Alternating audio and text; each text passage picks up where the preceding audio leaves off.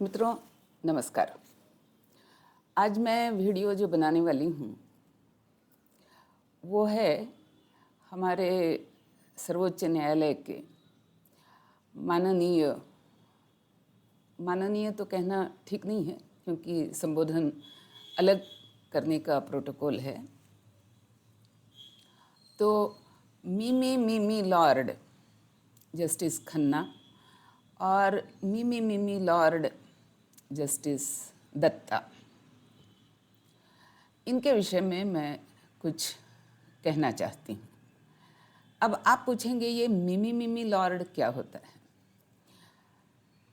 तो जैसे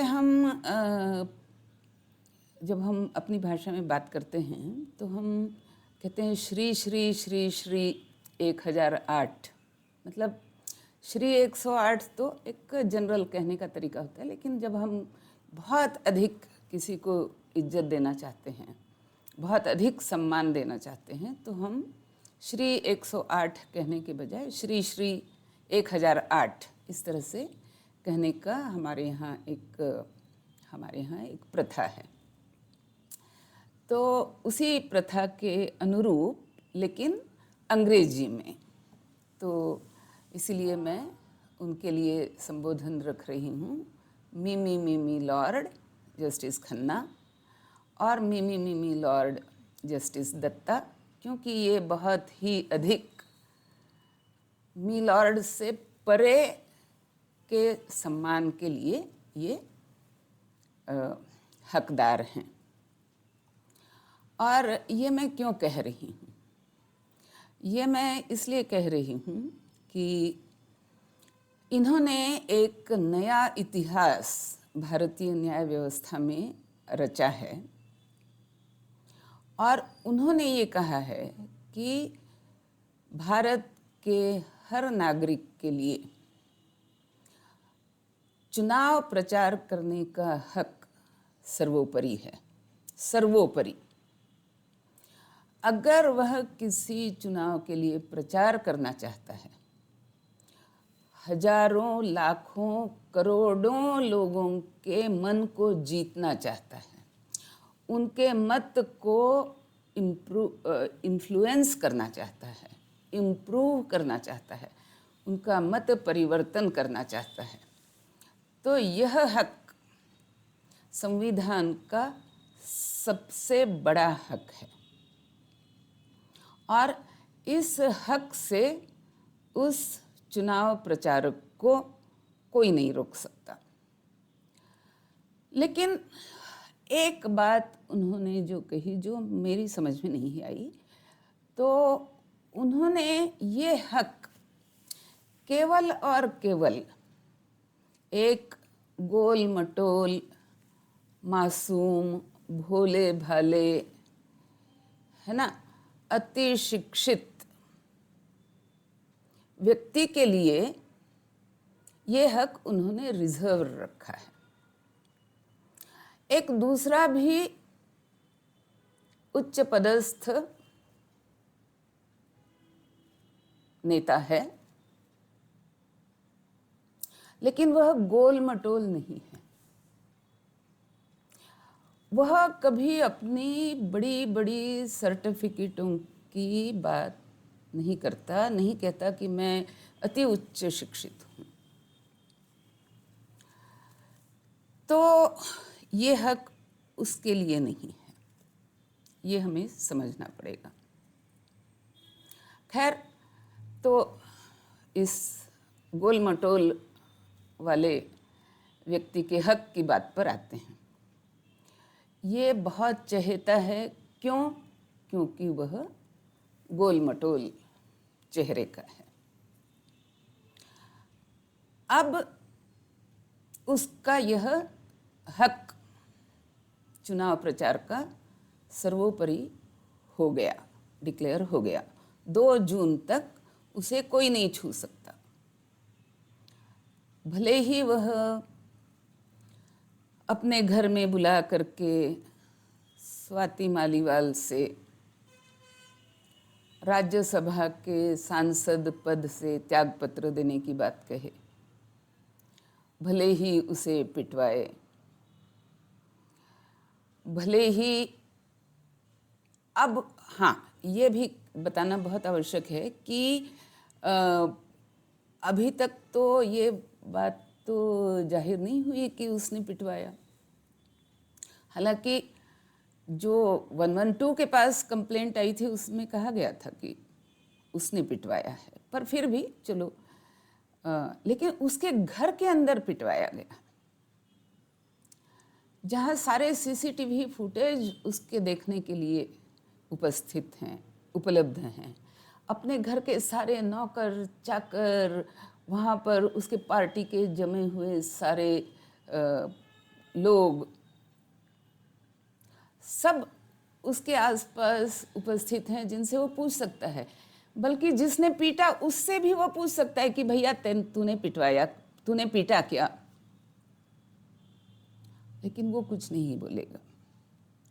और उसके ऊपर आप कोई उंगली भी नहीं उठाएंगे। और उंगली उठाना है तो उठा लो, चाहे 10 उंगली उठा लो, उससे क्या फर्क पड़ता है। लेकिन खबरदार, आप उसको गिरफ्तार नहीं करेंगे। 2 जून का मतलब है 2 जून, समझे आप? तो 2 जून तक दिल्ली पुलिस उसे गिरफ्तार नहीं करेगी। अब पिटवाना या पीटे जाने की खबर सुन करके उसकी तरफ आंख फेर लेना, ये तो मामूली बात है। पर वह अगर किसी का खून भी कर दे गलती से, तो भी चुनाव प्रचार के हक में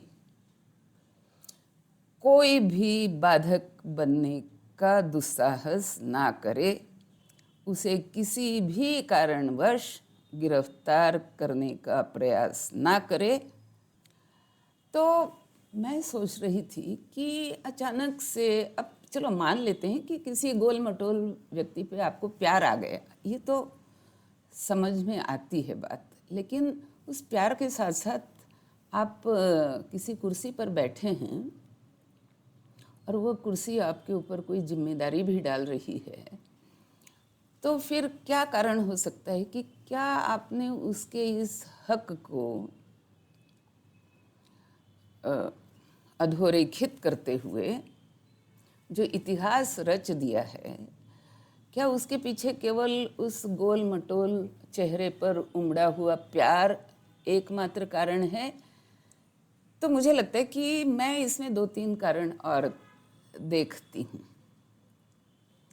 वही आपके के भी विचार के लिए रख रही हूँ। क्या है ये 2-3 कारण? पहला कारण ये है कि देखो, कोई व्यक्ति जब एक सत्ता का पद प्राप्त कर लेता है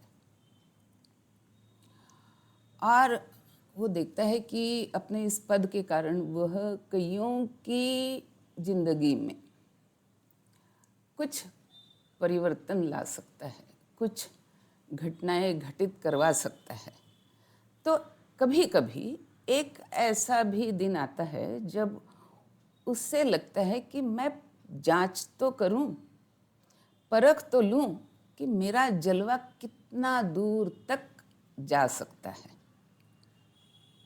और अगर आपको अपने जलवे को परखना है तो जाहिर सी बात है कि आप किसी चींटी से तो पंगा नहीं लेंगे, किसी चिड़िया से तो पंगा नहीं लेंगे। आप उस व्यक्ति का विचार करके आप अपने जलवे को परखेंगे जो व्यक्ति आपकी नज़र में आपसे बड़े सम्मान का हकदार है। तो यहाँ बड़े सम्मान का हकदार कौन है? जो यशस्वी प्रधानमंत्री जो पिछले 2 चुनावों में लगातार बहुमत से जीत कर आए हैं, जो आज विश्व भर में सर्वाधिक लोकप्रिय नेता का पद, यश, कीर्ति हासिल कर चुके हैं, और जो तीसरी बार फिर वही सम्मान, वही पद, वही जनता का प्यार लेने के लिए चुनाव मैदान में हैं। तो मिमी मिमी लॉर्ड को लगा कि ये व्यक्ति है, इसके तुलना में हम देखना चाहते हैं कि हमारा जलवा कहाँ तक खड़ा है। और आप पूछेंगे कि जलवा चुनने के लिए केवल ये गोलमटोल ही चेहरा क्यों दिखा, दूसरा भी तो चेहरा था, दूसरे और तिहाड़ जेल के अंदर, ये तो मैं पहले भी कह चुकी हूँ, तिहाड़ जेल के अंदर ऐसे कई कैदी पड़े हुए हैं जिनके ऊपर कोई कन्विक्शन अभी तक नहीं हुआ है। वे सारे के सारे अंडर ट्रायल हैं, या फिर उससे भी एक कदम आगे कि उनके ऊपर अभी चार्जशीट भी फाइल नहीं हुई है। उदाहरण के लिए सिसोदिया, और सिसोदिया जैसे कई कई कैदी। तो उनमें से किसी के लिए भी यह चुनाव प्रचार का हक मान्य नहीं हुआ है। मैं जनता को बता देना चाहती हूँ कि कई बार ऐसा होता है कि सुप्रीम कोर्ट कभी कभी कोई एक बहुत अभूतपूर्व निर्णय ले लेती है जो पहले कभी नहीं लिया गया, और वह निर्णय जो है वो एक लैंडमार्क जजमेंट कहा जाता है, और वह एक प्रकार से सरकार के लिए आदेश होता है कि अब इस लैंडमार्क जजमेंट के परिप्रेक्ष्य में आप इससे मिलता जुलता या इस पर अमल करता हुआ कोई कानून बनाओ। और जब तक वो कानून नहीं बनेगा तब तक ये जजमेंट एक मार्गदर्शक तत्व के रूप में जारी रहेगी। मुझे याद आता है कि जब मैं नेशनल कमीशन फॉर वुमेन में थी, और उस समय सर्वोच्च न्यायालय ने एक जजमेंट पास करी थी जिसकी बहुत बड़ी चर्चा हुई थी, और वह थी विशाखा जजमेंट। और विशाखा जजमेंट को पास करते हुए माननीय न्यायालय ने कहा था कि इस प्रकार का कानून देश में बनने की आवश्यकता है, लेकिन जब तक वह कानून नहीं बनता है तब तक देश की सभी सरकारी संस्थाओं को चाहिए कि इस जजमेंट के परिप्रेक्ष्य में आप एक मार्गदर्शक गाइडलाइन सभी सरकारी कार्यालयों में लगाई जाएं, उनका पालन हो। और नेशनल कमीशन फॉर वुमेन में रहते हुए ये मेरी एक जिम्मेदारी बन गई थी कि उस न्यायालय के जजमेंट को मैं बाकायदा एक्सप्लेन करते हुए और उसके अनुसार मार्गदर्शक तत्वों की सूची बनाते हुए उसे सारी सरकारी दफ्तरों में सर्कुलेट किया जाए एनसीडब्ल्यू की ओर से। तो ऐसा होता है, और ये बिल्कुल एक सर्वमान्य तरीका है। तो ये जो जजमेंट है ये भले ही एक व्यक्ति के लिए दी गई हो, जैसे विशाखा जजमेंट भी एक ही व्यक्ति के लिए थी, लेकिन वह मार्गदर्शक तत्व बनने के लायक, उसका वजूद इतना होता है। तो ये भी बन सकता है, और शायद 2 जून के बाद बन भी जाए। खैर, माननीय सर्वोच्च न्यायालय के मिमी लॉर्डों ने ये नहीं कहा है अभी तक, पर चलो इंतज़ार कर लेते हैं। तो एक तो ये परखना चाह रहे हैं कि एक अति लोकप्रिय प्रधानमंत्री का चैलेंजर जब सामने आता है, जो बोलने में तेज तर्रार है, कुछ भी बोल सकता है, कुछ भी बोल सकता है। अति पढ़ा लिखा है और जो किसी प्रकार के धूर्तता, मक्कारी, बहकाना, झूठे वादे करना या गलत ट्रेंड चलवाना, है ना, शराब की नदियां बहाना, इस तरह की एंटरप्राइज जिसके पास है, ऐसे व्यक्ति को लेकर के उसे पिच पर खड़ा कर दिया जाए तो क्या हो। तो उसे चुनाव का अधिकार दे करके मिमी लॉर्ड्स ये परखना चाह रहे हैं कि जब हमने जजमेंट दे दी तो देखें कि सरकार उस पर क्या करती है। और सरकार ने कहा आपका फैसला सर, आँखों पर, आप मिमी लॉर्ड हैं, वो कर लें 2 जून तक अपना चुनाव प्रचार, और उस दौरान कर लें चाहे जितनी मारपीट, उस दौरान कर लें चाहे जितने भी खून, डकैती, चोरी, मतलब कुछ भी कर लें। तपश्चर्या करना चाहें तपश्चर्या भी कर लें, हनुमान जी के मंदिर में जाकर के गुहार लगानी हो वो भी कर लें। हम आपके निर्णय को सर आंखों पर रखते हुए 2 जून तक उन्हें कुछ भी नहीं करेंगे। अब बड़प्पन किसका दिखा, ये जनता के सोचने की बात है। तो मेरे विचार से इस जजमेंट के पीछे एक कारण यह था कि मिमी लॉर्ड अपने जलवे को परखना चाह रहे थे। क्योंकि अगर जलवा परखने की बात ना हो, अगर मुझे लगता है कि मुझे ये कुर्सी किसी कारणवश दी गई है, ये जिम्मेदारी दी गई है, तो इस जिम्मेदारी के अंतर्गत जो न्याय संगत है उस पर मैं विचार करूं, उसके अनुसार मैं अपना कार्य करूं।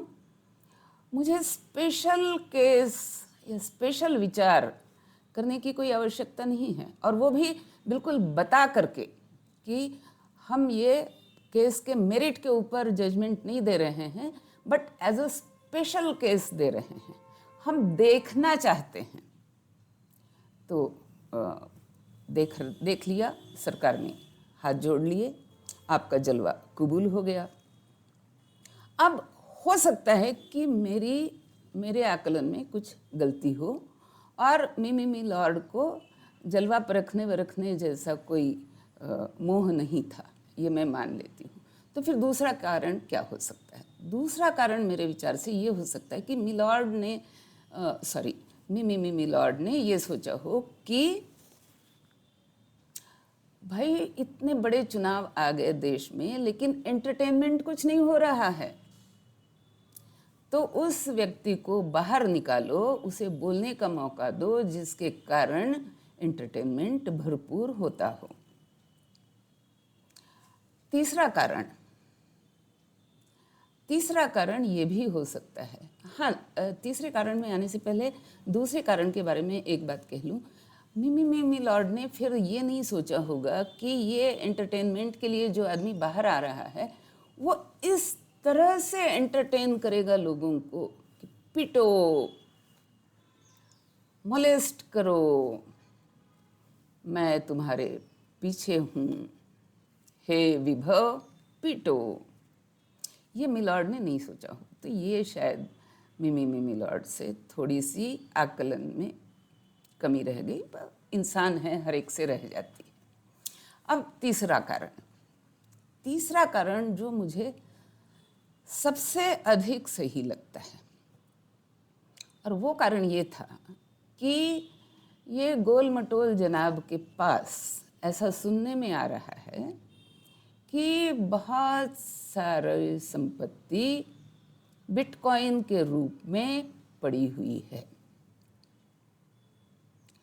और उसे अगर एक्सेस करना हो तो आपको अपने मोबाइल से उस खाते को एक्सेस करके उसमें पासवर्ड डालना पड़ता है। अब जेल के अंदर रहते हुए मोबाइल एक्सेस तो था नहीं, वाईफाई एक्सेस, इंटरनेट एक्सेस ये सारे तो थे नहीं। तो फिर वो बिटकॉइन वाले पैसे एक्सेस कैसे किए जाएं? उसके लिए ये आवश्यक है कि जेल से बाहर निकला जाए, और वो भी जल्दी, चुनाव संपन्न होने से पहले। चुनाव संपन्न हो जाने के बाद फिर जो संपत्ति चुनाव में आपके काम ना आ सके उसका करना क्या है? तो चुनाव संपन्न होने से पहले जेल से बाहर आना जरूरी है। तो फिर जो सर्वोच्च न्यायालय के सर्वाधिक सिफारसी वकील हैं, उनको इस काम पे लगाया गया कि भैया आप कुछ तो सेटिंग करो, किसी भी तरह से मिमी लॉर्ड्स को मना लो। और उसने भी मिमी लॉर्ड्स को ये कह करके समझा बुझा दिया कि भैया देख लो, मैं तो बनने वाला हूँ राज्यसभा मेंबर,